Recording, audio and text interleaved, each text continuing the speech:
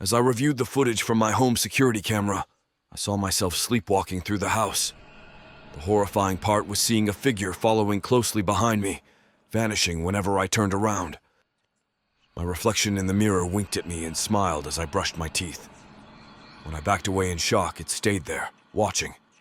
I was looking through my phone's photos when I found one of me sleeping, taken from above. I live on the top floor of an apartment building with no attic. I woke up to find someone had written, "Help me," on the mirror in the bathroom. I was alone, and there was no sign of anyone else in the house. The face in the window has been there every night since we moved in. Tonight, I realized the face looks exactly like mine. I received a text from my own number saying, "I'm inside your house." I laughed it off until I heard my own voice echoing from the basement. As I was drifting off to sleep, I felt a hand gently caress my hair. I live alone, and my bedroom door was locked from the inside. My daughter drew a family picture with an extra figure behind us. When I asked who it was, she replied, "That's the man who watches us at night." Every night I see the shadow of a man standing at the foot of my bed. Tonight I realized the shadow was mine, but I was lying down.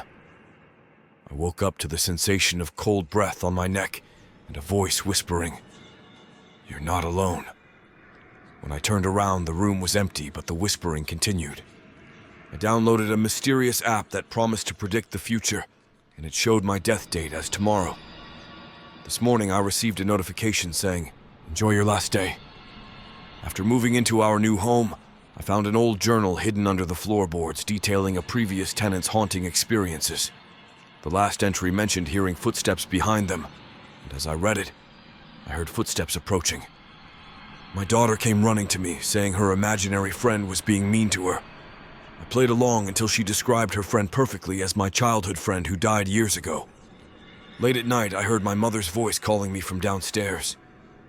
I was about to go when I remembered she was in the hospital, miles away, and not expected to survive the night.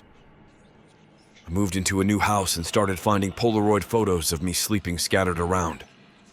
The last one was a picture of me finding the photos, taken from behind. I always loved my antique doll collection until one night, I noticed one missing from the shelf. The next morning I found it on my bed, holding a note that read, "I like watching you sleep." I finally finished the book, the last line sending shivers down my spine. Now you know my story, reader. It's your turn. The old woman at the bus stop told me to hurry. They don't like it getting dark with you still outside. The bus pulled away, empty. I finally paid off the loan for this old house, but the whispers in the walls only seemed to get clearer now. I woke up to the sound of my own voice calling for help from the basement. The scariest part is that the basement door is bricked up and has been for decades. My dog wouldn't stop barking at the corner of my room.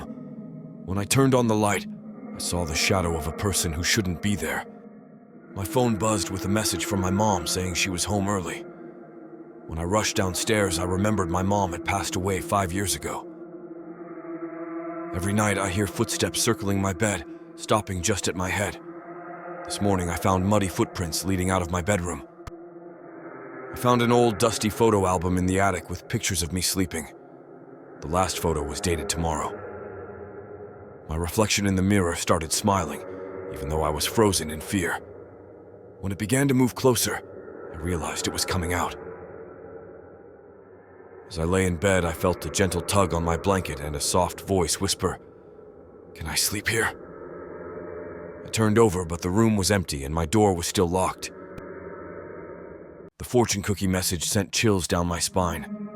Your greatest fear is finally coming true. The back of my neck prickled as I heard the key turn in the deadbolt. Brushing my teeth, I noticed a single dark hair on my toothbrush. I live alone. "Don't worry," the old woman whispered.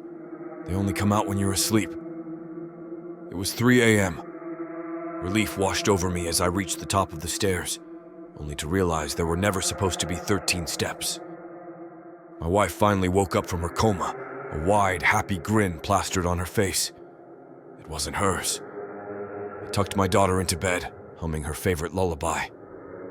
The rocking chair in the nursery creaked rhythmically, even though it had been empty for 10 years. The doctor patted my hand and said, "The surgery was a success. You should be fine in a few days."